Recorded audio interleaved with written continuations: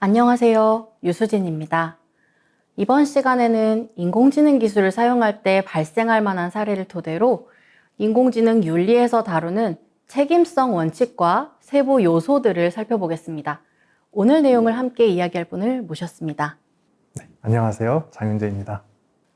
만약 당신이 생사의 기로에 서 있다면, 그리고 그 순간 인간이 아닌 인공지능이 당신의 생사 여부를 결정한다면 과연 그 판단을 믿을 수 있을까요? 다음과 같은 가상의 이야기 속 주인공이라면 어떻게 판단해야 할지 생각해 봅시다.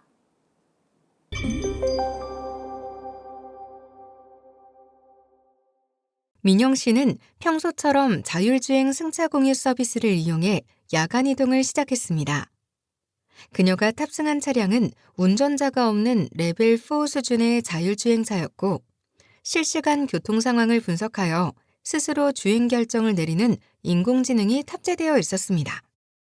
그날은 비가 내려 도로가 젖어 있었고, 차량은 시속 30km로 천천히 주행 중이었습니다.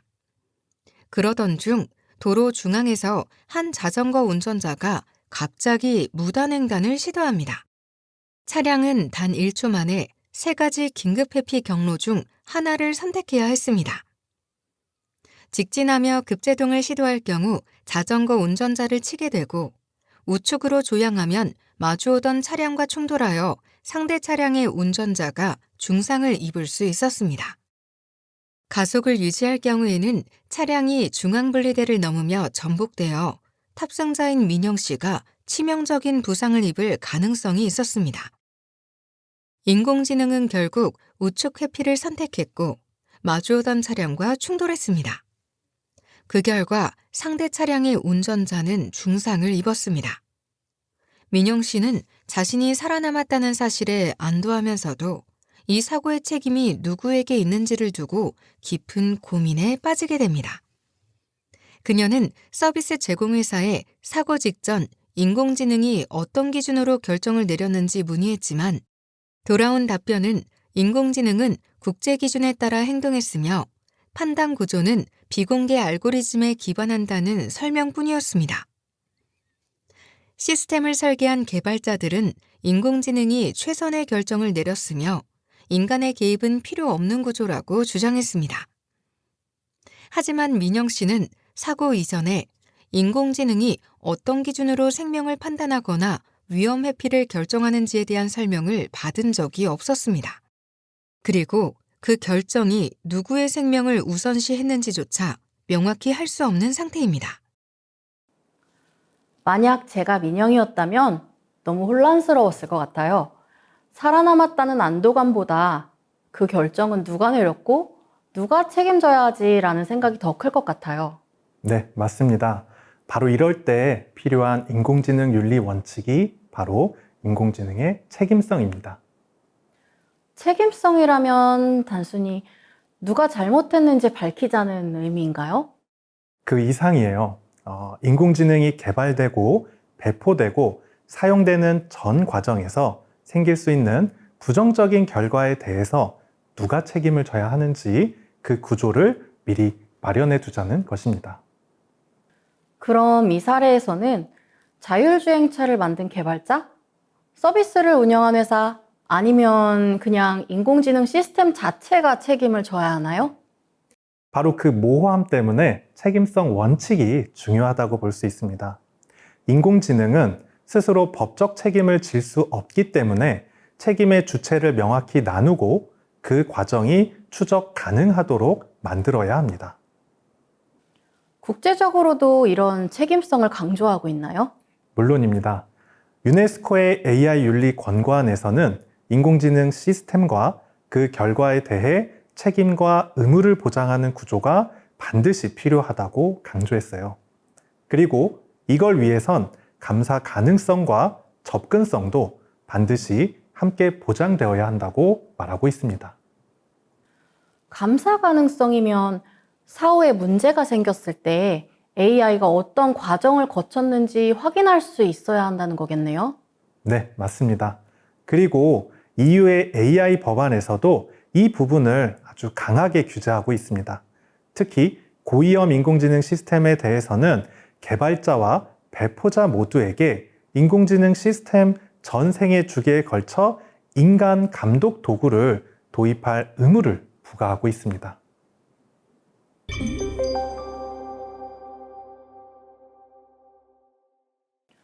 그런데 책임성이라고 하면 인공지능 서비스를 만든 사람에게 책임을 부과하면 되는 걸까요? 아니면 구체적인 기준이 있을까요? 네, 인공지능의 책임성도 5가지 세부 요소로 나뉘어서 설명할 수 있습니다. 첫 번째는 투명성과 설명 가능성입니다. 투명성은 인공지능이 어떤 방식으로 결정을 내리는지를 외부에서 알 수 있도록 공개하는 것이고요. 설명 가능성은 그 결정이 왜 그런 결과가 나왔는지 사용자에게 쉽게 설명할 수 있는 능력을 말합니다.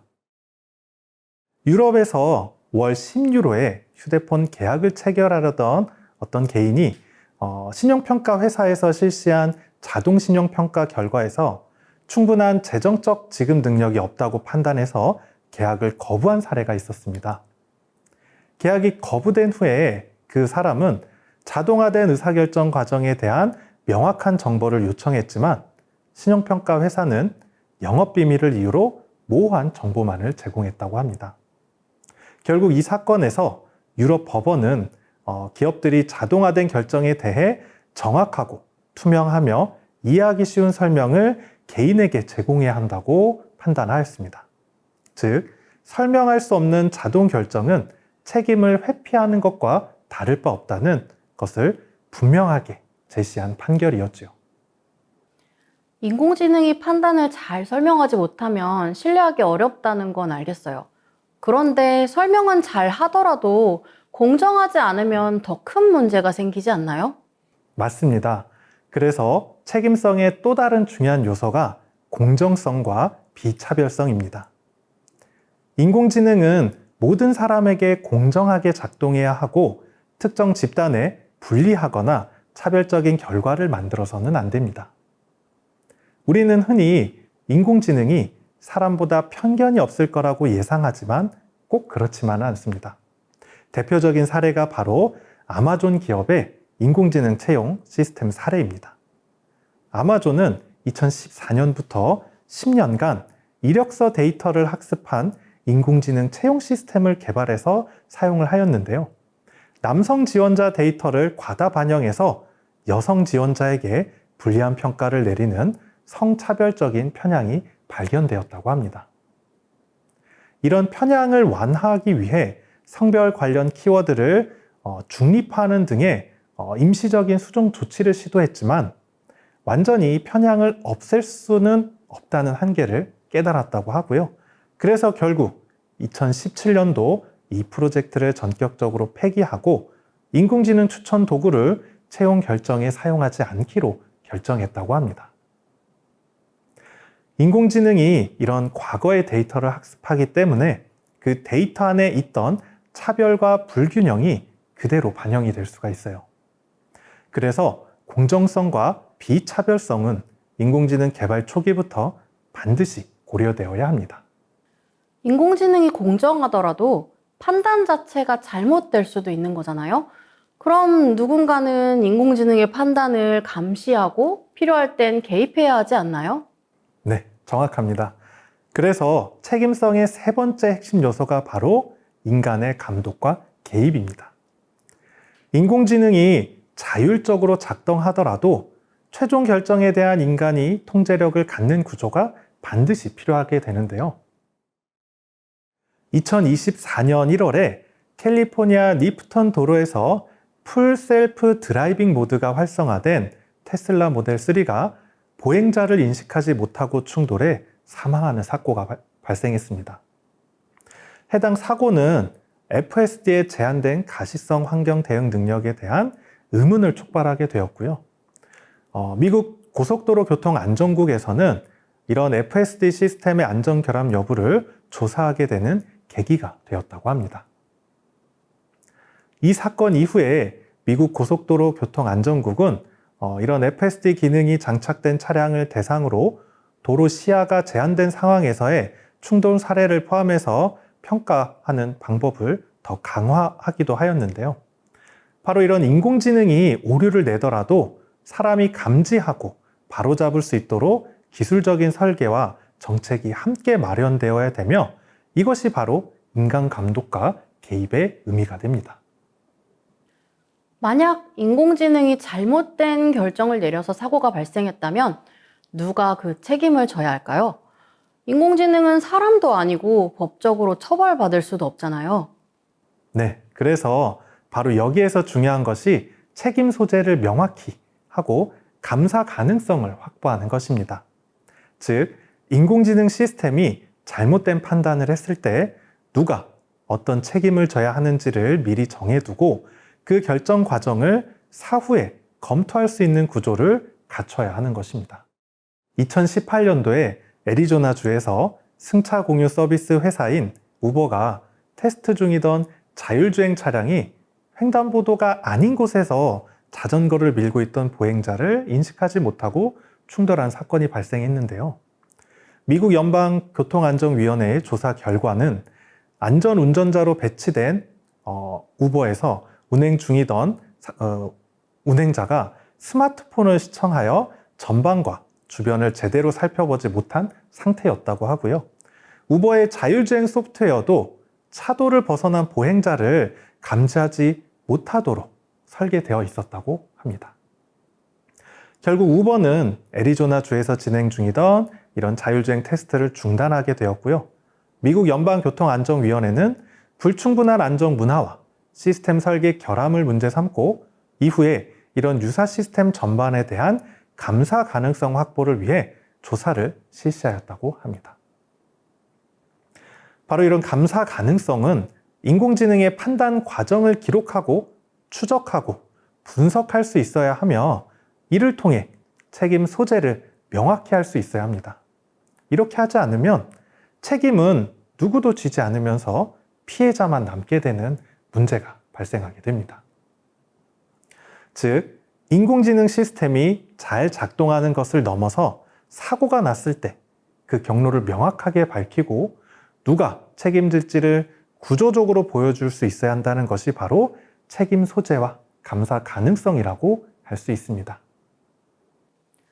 지금까지는 사고나 결과에 대한 책임을 많이 이야기한 것 같은데 애초에 그런 문제가 생기지 않도록 예방하는 책임도 있어야 하지 않나요? 네, 맞습니다. 그래서 인공지능 책임성의 마지막 요소가 법적 그리고 윤리적인 책임이 됩니다. 인공지능 시스템은 단순히 기능적으로 잘 작동하는 걸 넘어서 법적으로도 정당해야 하고 윤리적으로도 사회적 가치에 부합되어야 합니다. 이에 대한 구체적인 사례가 2015년 구글 포토 앱의 자동 태깅 오류 사건이 있었는데요.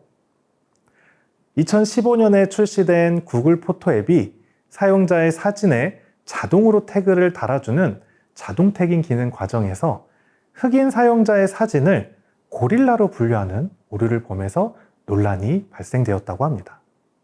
겉으로 보면 단순히 실수를 한 것처럼 보일 수도 있지만 사실 이 오류는 인공지능 훈련 데이터에 다양한 인종 사진이 충분히 포함되지 않아서 발생한 사건이었고요. 구글은 이에 대해서 사과하고 문제 단어를 필터링하는 임시 조치를 수행했다고는 합니다. 하지만 이에 대한 근본적인 알고리즘이나 인공지능에 대한 재훈련을 하지 않아서 책임성 확보가 미흡된 것으로 평가받고 있기도 합니다. 결국 이는 인공지능이 사회적 다양성을 충분히 고려하지 않은 설계에서 비롯된 사건으로 생각이 되고요.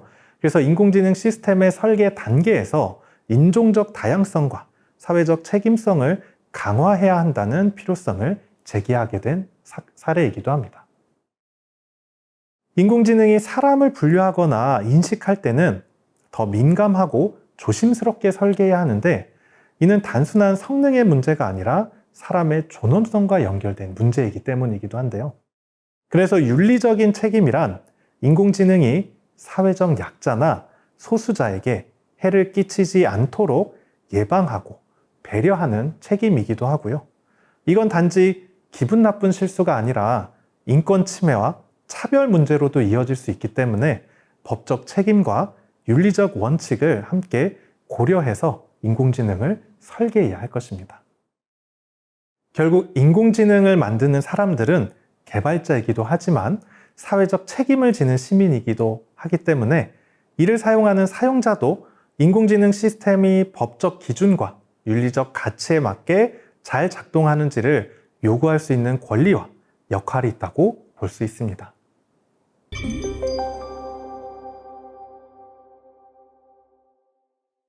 지금까지 인공지능 책임성 원칙과 세부 구성 요소 및 사례를 살펴보았는데요. 현실에서 이런 책임성 원칙을 모두 지키는 것은 쉽지 않을 것 같아요. 네, 그래서 인공지능의 책임성을 실현하는 과정에서 다른 가치들과 충돌이 생기기도 합니다. 대표적으로는 기술의 효율성, 경제적 지속 가능성, 개인의 안전, 그리고 프라이버시 보호 등이 있습니다. 책임성을 확보하려면 많은 기록, 감독, 검토 절차가 필요하고요. 이건 종종 인공지능의 처리 속도나 효율성을 떨어뜨리기도 합니다. 특히 빠른 의사결정이 필요한 자율주행이나 응급의료 분야에서는 큰 고민이기도 하죠. 예를 들어서 자율주행차가 책임성 확보를 위해 모든 판단 과정을 다 기록하고 인간의 개입을 기다린다면 긴급 상황에서 신속한 대응이 늦어져서 오히려 더 큰 위험을 초래할 수도 있습니다.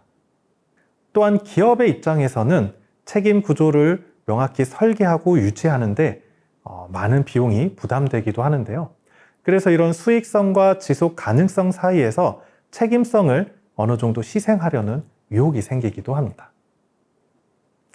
감사 가능성이나 설명 가능성을 확보하려면 인공지능이 활용한 사용자의 데이터나 행동 기록과 같은 걸 저장해야 하는데 이게 개인의 프라이버시와도 연결이 될 수 있습니다.